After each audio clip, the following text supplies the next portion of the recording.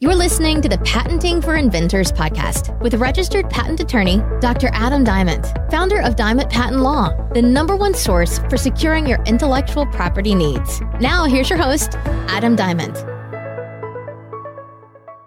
Hello and welcome to the Patenting for Inventors podcast.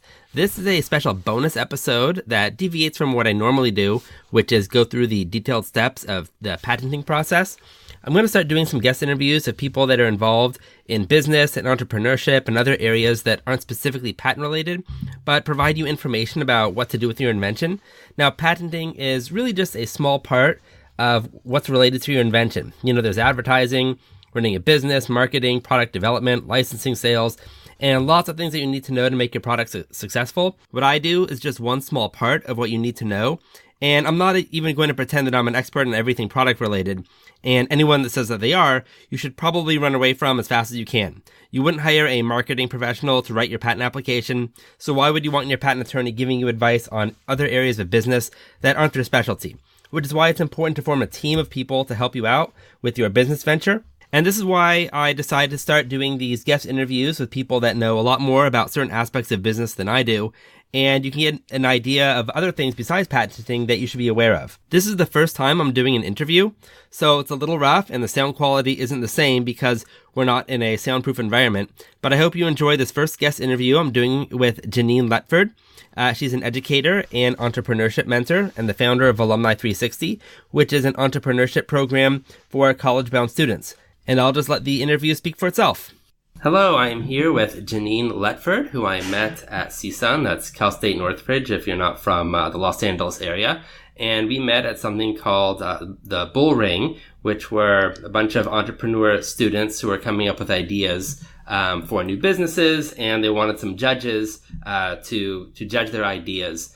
And so we met at that event. We were both judges, and she has several things that she's doing that we'll talk about here. And it's really just introducing another aspect of being an entrepreneur besides just patenting intellectual property. There's so much more to it. And Genein is involved with a lot of those processes. So I'm going to let her just introduce herself. Maybe how did you get started? Maybe just, from how you got interested in entrepreneurship and maybe a little bit of your life story and how you did that and how you got to where you are. Sure. Hello.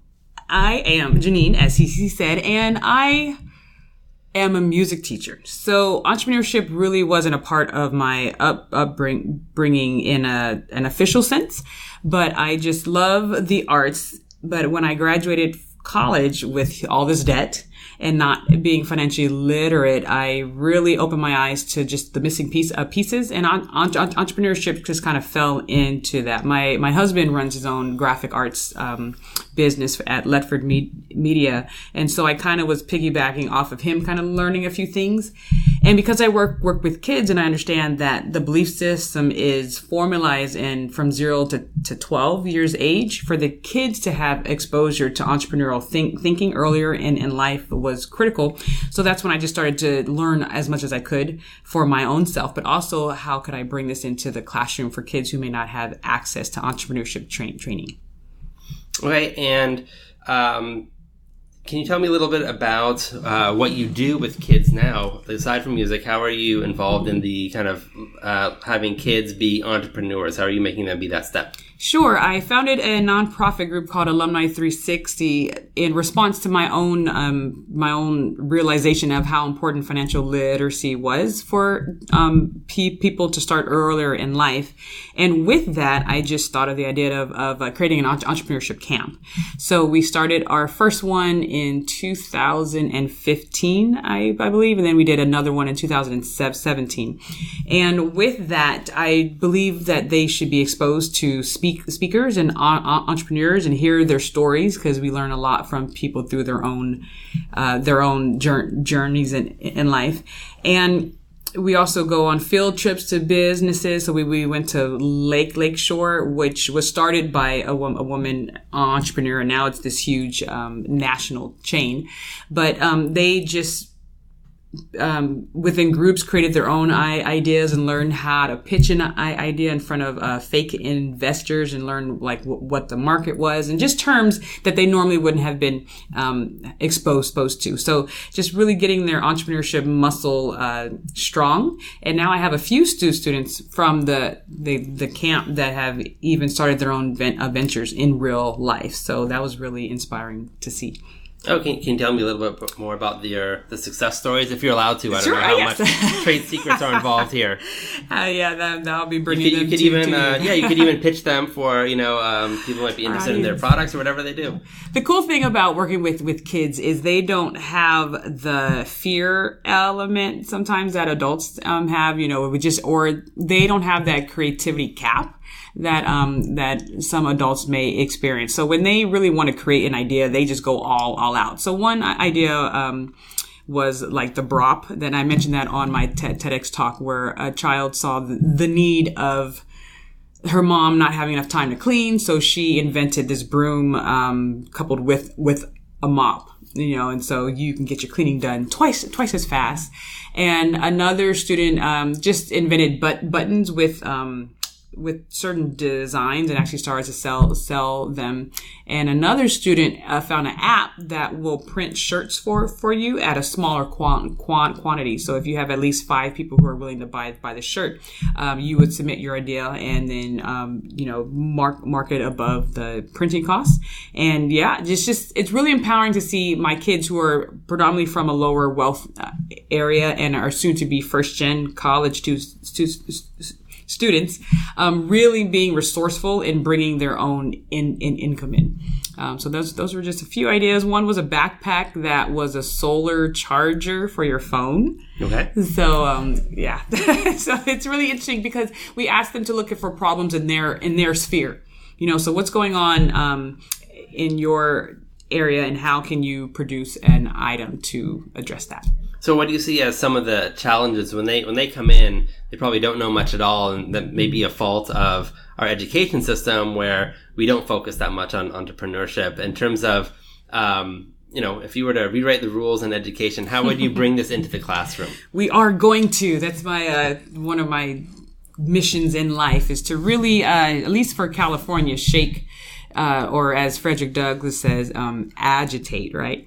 And just to look at why isn't financial literacy a mandatory component within the K-12 curriculum, as well as entrepreneurship. So if I was going to rewrite it, making sure, especially in the society that we're headed, I'm collaborating with PwC, PricewaterhouseCoopers, and they have studied or looked at 8 essential technologies that are changing the societal landscape. So AI, robotics, 3D printing, blockchain, VR and AR. So if all these things are going on, our kids are going to need their creative skills and entrepreneur skills to create their own economy basically. So the fact that we keep graduating these kids without these critical soft skills, entrepreneurship skills, and financial literacy skills, we're almost just kind of shooting them in the foot, and we're sending them off to college to get information that they may not be utilizing after school. And so some of the things that when the kids go to the camp, what are some of the skills that they're able to develop? Well, the soft skills. So, they learn how to pitch an event. How do you use storytelling and emotional tools to really connect with who you're speaking to. The cool thing about our camp for Alumni 360 is I call it the Entree Arts Camp. Because I teach music and my background is in the creative arts, I combine the creative arts skills, creativity thinking, producing something with relevance and uniqueness that solves a problem.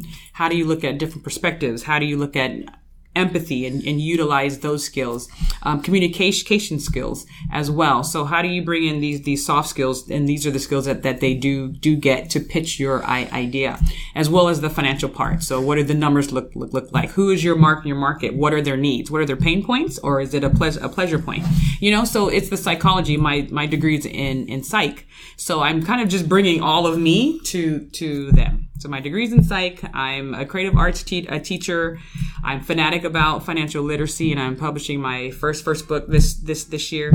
And and I'm in education. So it's kind of like me just squished into one, and that is the camp.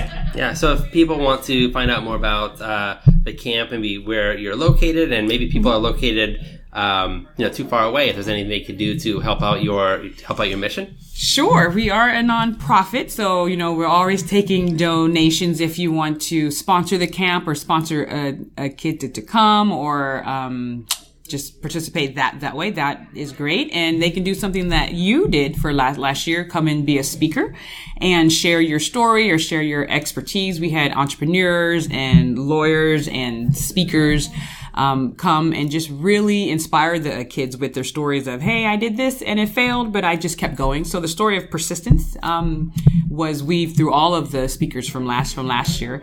And if they just want to visit the site at alumni360.org and just check us out and what we're doing, and if any way they want to come and help, we would be more welcome to. And you're in, I forget if you said it, the camp is in, was it Woodland Hills or Canoga Park area as of right now. We're looking to go national one day, so create curriculum, and if other PE people want to license the curriculum, they're more than welcome to. So that's the vision of 2020. Okay, so any last minute advice to especially kids out there who might be listening to this on what they could do to be better entrepreneurs besides getting a patent from me, but that's not trying to plug myself. This is my own podcast, so you're already listening to me, but maybe she has some extra advice. Yeah. If you have any kid or child in your life, just really nurturing, watching where their gifts are, and helping them develop solutions, utilizing their gift. That's a big skill to have, knowing that they have the value and then they have the resources to actually produce something of value that someone will trade them money for it. That's very empowering for kids to know that they can create their own economical sphere. Okay, well, it's been great chatting with you, and look forward to working with you in the future. Wonderful. Thanks. All Bye-bye. Right. Bye-bye. Thanks for listening to the Patenting for Inventors podcast with host Adam Diamond. If you enjoyed the show, please rate and review on iTunes. The contents of this podcast are intended for general informational purposes only. The facts of every legal matter are unique, and the content of this podcast should not be construed as offering legal advice for your specific legal situation. For more information and help with your own intellectual property needs, contact Adam Diamond at patentingforinventors.com. That's patentingforinventors.com. or call Diamond Patent Law at 424-281-0162. The preceding information may be considered an attorney advertisement and does not establish any attorney-client relationship.